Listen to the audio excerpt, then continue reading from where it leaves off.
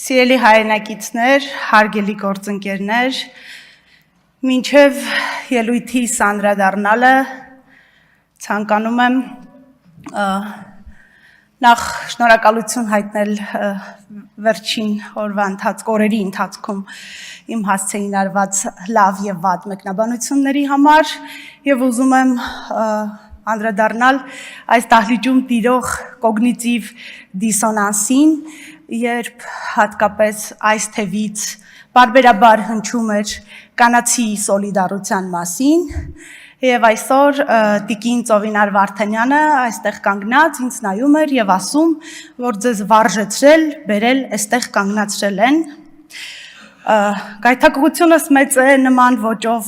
տիկին Վարդանյանին պատասխանելու, բայց ես գիտեմ, թե ինչ է կանացի սոլիդարությունը,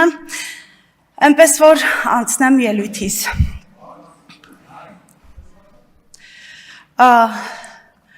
Շատ խոսվեց այն մասին, որ ես բիզնեսից եմ եկել, բիզնեսը պետության հետ եմ համեմատում եւ այլն, նախ բիզնեսը պետության հետ չեմ համեմատել, խոսքը վերաբերում էր միջազգային վարկանիշային ընկերությունների տրված վարկանիշին եւ համեմատել եմ պետությանը տրված վարկանիշը եւ մասնավոր ընկերությանը տրված վարկանիշը, դրանք պետությունը բիզնեսի հետ համեմատել չեն։ Այո, պետությունը բիզնես չէ եւ ես երբեք նման պնդում չեմ արել եւ դրանք նույնական չեն կարող լինել,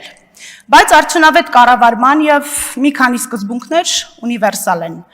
Պատասխանատվություն արդյունքի համար, ծախսի արդյունավետություն, ռիսկերի գնահատում եւ հաշվետվողականություն։ Պետության դեպքում դրանց ավելանում է նաեւ ամենակարևորը՝ հանրային շահը։ Այսպիսով, բիզնեսի իմպորտը ես ուզում եմ ներկայացնել ոչ թե որպես պետական կառավարման պատրաստի մոդել, այլ որպես կառավարչական փորձ, որը կարող է օգտակար լինել հանրային վերահսկողության համար։ Եվ այստեղ ես չեմ եկել ապացուցելու, որ գիտեմ Հայաստանի բյուջեի հազարավոր տողերն անգիր կամ նրանց բացվածքը, ես եկել եմ ասելու, որ ընտրվելու դեպքում պատրաստ եմ ապահովել, որ այդ հազարավոր տողերից յուրաքանչյուրի հետևում լինի հիմնավորում, արդյունք եւ պատասխանատու։ Շնորհակալ եմ նաև ամենակոշտ հարցադրումների համար, դրանք ցույց տվեցին, թե որքան բարձր մասնագիտական նշաձող եք դուք ինքներդ սահմանում այս հանձնաժողովի նախագահի համար։ Ես ակնկալում եմ,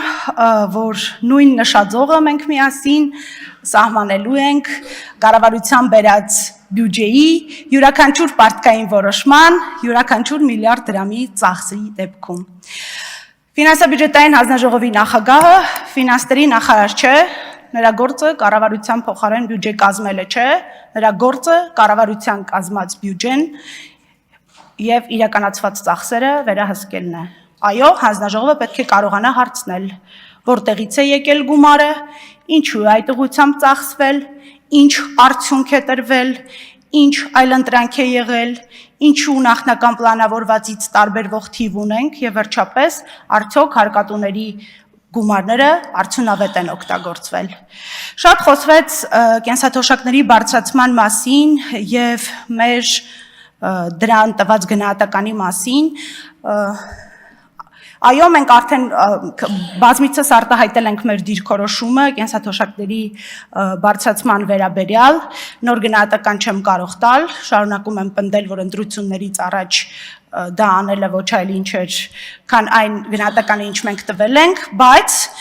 հիմա այդ հարցին ուզում եմ անդրադառնալ խորհրդարանական վերահսկողության տեսանկյունից, եթե նման մեծ մշտական ծախս է առաջանում,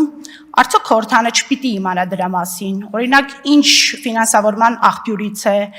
ինչ վերաբաշխումներ են կատարվել, ինչի հաշվին է ծախսն ավելացվել, հաջորդ տարիներին ինչպես է այն շարունակվելու։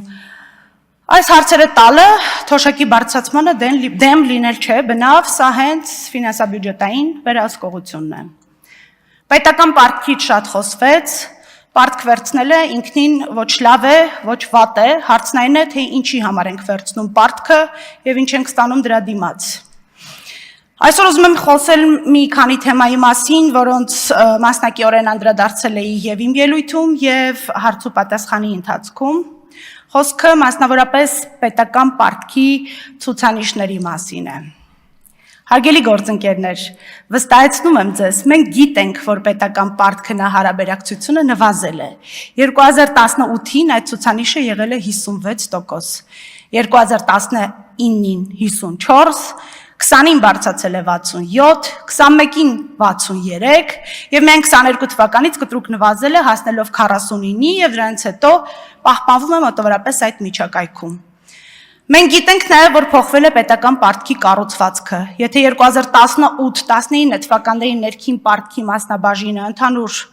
պետական պարտքի մեջ կազմում էր 20%, ապա այսօր այն հասել է շուրջ 51%-ի։ Բայց այստեղ էլ ամեն ինչ միանշանակ չէ։ Իհարկե, ներքին պարտքը վերադարձնելու տեսանկյունից որոշ առումներով ավելի կառավարելի է, քան արտաքինը, սակայն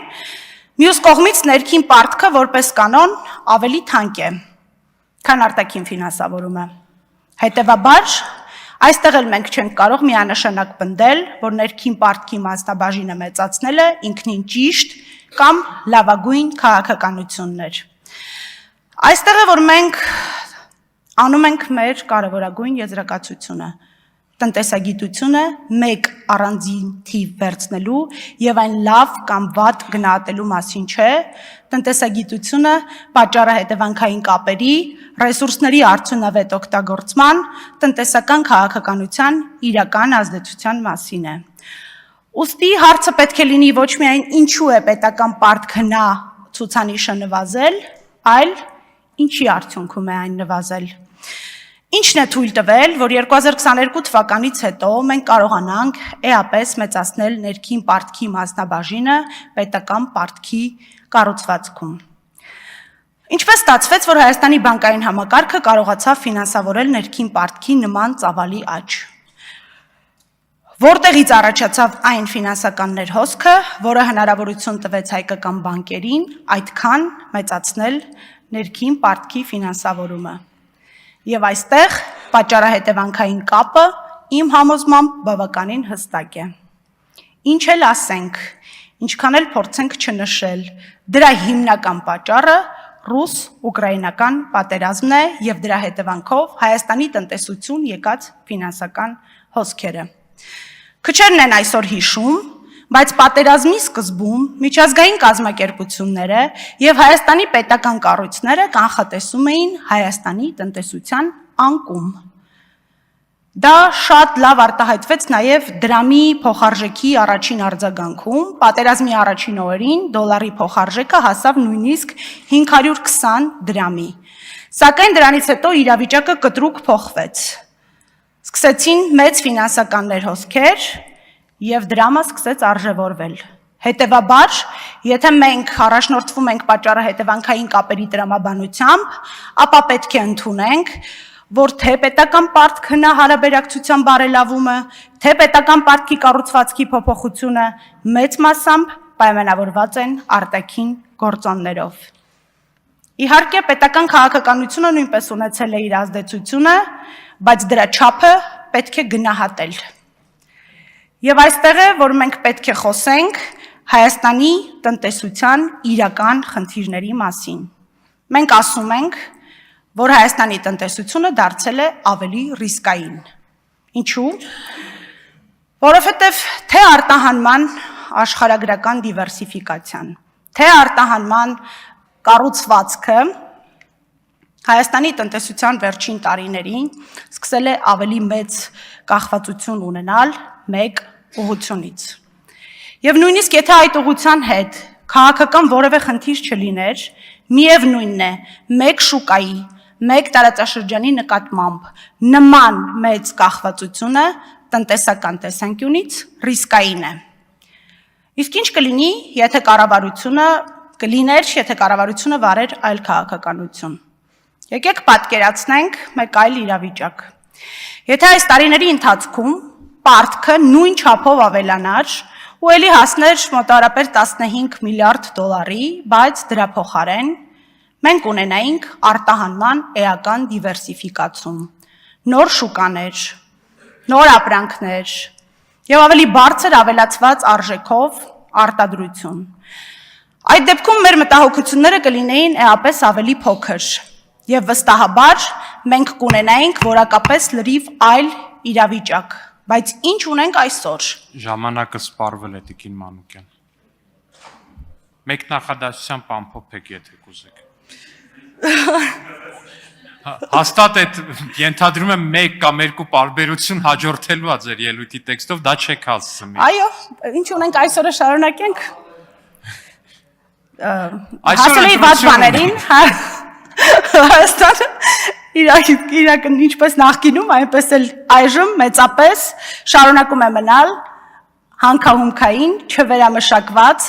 եւ ցածր ավելացված արժեք ունեցող սննդամթերքի արտահանման երկիր։ Թերևս այսքանը։ Շնորհակալություն, կարող եք զբաղեցնել ձեր տեղը Տիկին Մանուկյան։